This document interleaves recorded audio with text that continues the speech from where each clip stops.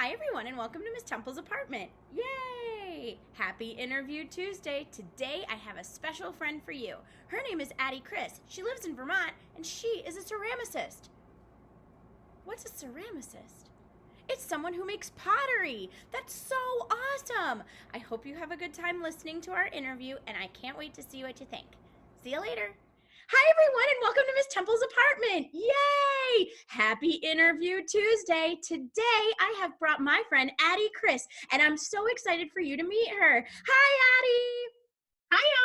Addie. Hi. So, Addie, why don't you tell us a little bit about yourself? Sure, Heather. Hi, everyone. My name is Addie. I live in Vermont.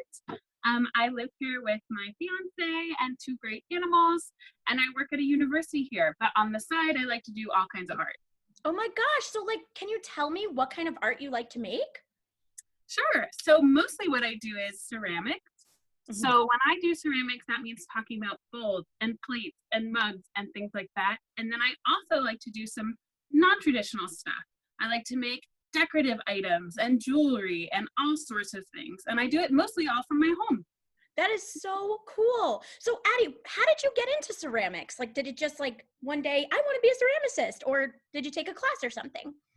It's a really good question. So I actually started taking classes when I was in college. Mhm. And then after college, I moved to a new place. And one of the few things around me was a ceramic studio. And I decided to keep taking classes. And eventually, I ran out of classes I could take. So I just started bringing clay home. So I started being like, okay, so I learned all of these different things, but what can I teach myself from home? So I've been doing it for about 8 years or so. And Wow. so a lot of the time I'm on my potter's wheel, which I'm in front of now, or I'm just using kind of looks like baking, like rolling pins and cookie cutters and things like that. Yeah. So this is things that my friends can use at home, like cookie cutters and Mhm. rolling pins. They have these things. Um, so what kind of work inspires you? Like what kind of artists or what kind of ceramics, pieces do you see that you are inspired by? So a lot of the things that I find inspiring are not necessarily driven by what they're supposed to do. So when you have a plate, you're like, of course, I'm going to put food on that plate. Or when you have a cup, I'm going to put something to drink in it. Yeah. So what I like to see are things that folks are really inspired by when they're bringing parts of their own story to something. So they're applying color, they're applying all the things that are around them. So there are a lot of artists out there that will use things like clay and make sculptures. And I'm sure you've seen sculptures around. And so it's a way to bring stories into a new way of telling them. So that's things that really inspire me. And then in terms of people, it's really my friends. There are a lot of folks who are artists where I live, and I get to learn with them as they're finding new ways to be inspired, and we get to collaborate and figure out cool things to do together. That So I is have a lot of friends that really inspire me. Yeah, that is so beautiful. Like friends for me too as well.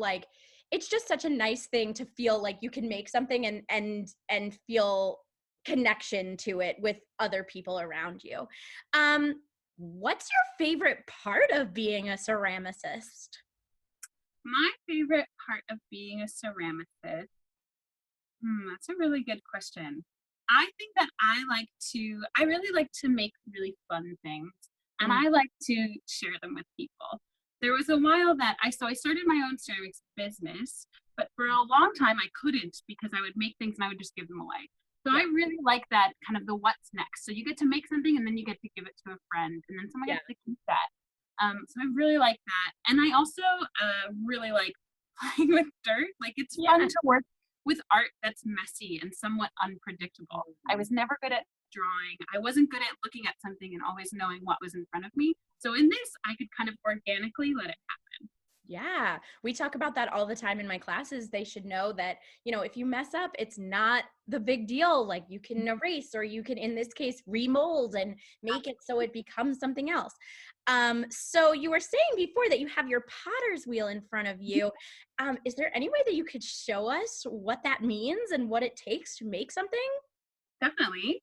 I'll Mhm. show you. So the first thing I've got here on the middle of my potter's wheel is just a piece of clay. So when you start off with clay, it comes in a big bag and you have to roll it into a ball, and then you have to throw it on your wheel and you have to center it. Because when you're making pottery, it's important to have everything be even so that when you start to bring it up and make shapes, it's not all wobbly. Yeah. So sometimes that takes a little bit of time. So I prepped it in advance for you so that you can see when I start my wheel, put a little water in there. It's already right in the middle. Whoa, cool. Yep. So you'll see the number one thing I do when I'm throwing is use a lot of water. There are a lot of potters out there who can just start with clay and not do anything to it and miraculously turns into something. I'm not one of those. That I like the mess, I don't know. But I put a lot of water on mine. So the first thing you do when you're making a piece is you want to make it exactly as I said, kind of centered on your potter's wheel. Yep. And then what you're going to do is you're going to push down just a little and make a little bit of a well. Some folks call this a little dimple. A little dimple. Then what you do, add a little more water, always a little more water. Mm-hmm. You're going to take your two thumbs and you're going to push down into it and you're going to go all the way down to the bottom, almost touching the wheel, but not all the way through because then you've made a planter. So we're going to push all the way down. Oh, wow. Next thing I would do, a lot of times I try to rush it where I'm like, oh, I should go on to my next step, but really you just kind of want to make sure that you're ready. Yeah. So you add a little more water. And then what I'm going to do is I'm going to take my thumbs and pull them out. Okay. So what that's going to do is that's going to make the base of what will be maybe a cup or a vase. Yeah. Let's see. We're going to pull it out just a little, and then I'm going to pull it up in the same motion. So then what was just a little amount of clay slowly turns into a little cup. Oh my gosh! Isn't Heather the best audience? Then what I'm going to do, I'm going to put my hands back in, and so you'll see I have one finger resting on the bottom. What I'm going to do is I'm going to push in a little and kind of create a little bit of the shelf of clay, and then I'm going to pull that up to the top of the piece, which makes it taller. But first, I'm going to go ahead and cone this a little. It's nice to try and keep it nice and straight or even a little bit in. Let's do that. You can see the little shelf coming up. Yep. Bring it up. Wow. So now, Addie, how thin can you get the walls of that to be? Pretty thin, right? That's right. Definitely pretty thin. You don't want to go for the bottom of it. You really want to stick to about 1/4 of an inch. Because what you do after you've made it is that you flip it upside down and you do what's called trimming it. And that is making it a little bit neater on the bottom. A lot of times when you pick up a mug or a plate, there's kind of a groove and then there is some clay that's been carved away. And so that's done for a lot of different reasons. One of which is just simply because it looks nice. Yeah. So that's a little more clay on the bottom, but then you want to go really quite a bit thinner than that for the walls if you're able to. Yeah. It's challenging because, you know, the thinner you make it, the more fragile it'll be. Yeah. So it's a delicate balance and you certainly learn. Maybe at the end of this, if you want, I could slice it and you can see the I would love to see how that happens. We'll just go a little bit more and we'll just do a little bit extra. Oh, you can see it moving up. Oh my gosh, it's so cool. Awesome. See, I love how the process of this, how it goes from being nothing to something. That's a big deal. Absolutely. And you'll see when I get to the top, I push down a little extra hard. Yep. What that's doing is pushing the clay back down a little bit, which what that does is it makes it a little bit stronger. That way, if you were to, you know, drop your like mug of tea or something, it's more likely it wouldn't break it. Yeah. So now what's the name of the clay that we're using right now? Is because I know there's like stoneware and porcelain, but like what's the... It's a good question. So this, you actually said it, this is stoneware. Okay. And there are a lot of different kinds of stoneware because they come in different colors. Yeah. This one is called buff stoneware and it sort of ends up being like really close to white, even a little pinkish. Okay. And this makes it so when you start to glaze your pieces, so when you start to apply that color to it, it's going to be really vibrant. Whereas if you start with like a darker clay, it's going to be more earthy. Okay. So I tend to like the lighter ones because I like to decorate a lot. Yeah, I can understand why they come out so pretty. So now when you're done with this piece, you can leave it out in the sun, or how do we bake it? That's a really good idea. So there's a couple different things that need to happen. So the first thing you'll need to do is you need to let it dry for just a little bit, because as you can imagine, this was really wet and it's pretty stuck on my wheel. Yeah. So you let it dry for a little bit, and then you can slice it off and flip it over and start doing that decoration that I alluded to before. And then in terms of process, in order to get from this wet clay to a finished piece, you actually put it in a kiln. So it's this really fancy, very hot oven, and you do it twice. So you do it once, and that just gets your initial firing done.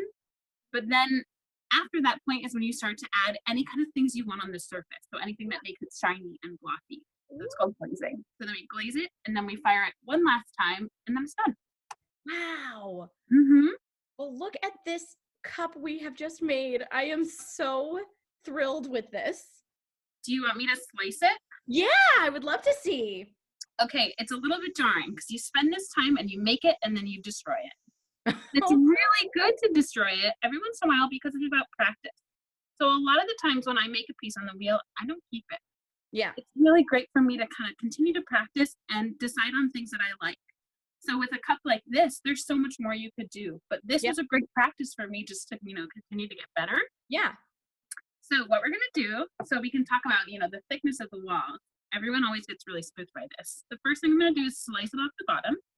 What? And I'm going to dry off my hands a little so I don't get my water everywhere. Okay, now we're going to take this, okay, and just slice it down the middle. Felt some go on my face. So then you can see the thickness of the walls. So right now on the bottom, that's about 1/4 inch. And you can see that it is about that way all the way up. So for me, I like something a little bit more lightweight. So I would do a little bit more on this just to get it a little thinner. But that's the general idea. And the reason we started with it centered was that means it's going to match on either side. There's not going to be any wobble or unevenness. So it's like symmetrical and even. I love that. Yeah. You make me want to try to be a ceramicist so bad, but my apartment's too small for a wheel. Whenever you want to come to Vermont, you can come play with me. Oh, I would love that. So, Addie, can you show us some of your pieces that you've made?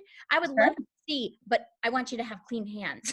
Oh, no worries. Nothing is ever clean in my house because I do pottery. Okay. So I'm going to take this off. You can basically have it on these little plates so you can just take it on and off your wheel. That's awesome. So these I actually made yesterday just so you can see a little bit of the progress. Sure. So same general shape. So yesterday I have a friend who I decided to make a big mug for. So you can see this is big, just looking at the size of my hands. So this I made yesterday. And now today I'll go on the bottom and I'm going to make this a little more interesting. So I'm going to carve away a little bit of the extra clay that I don't need. And then I'm going to add some grooves to kind of make it a little bit lighter and a little more interesting. And to show you what I mean by that is I have a finished piece, which is actually a little vase. Oh my gosh, it's so pretty. On the bottom here, instead of it being those round edges, like this one, a little something. So I added what's called a foot. Yeah. So that's that little kind of buffer here between your table and your cup. And so I added a little bit of clay and then I carved away some here to make it a little bit more lightweight. Oh my gosh. That's finished. That's beautiful. Yeah, so that's a couple different stages.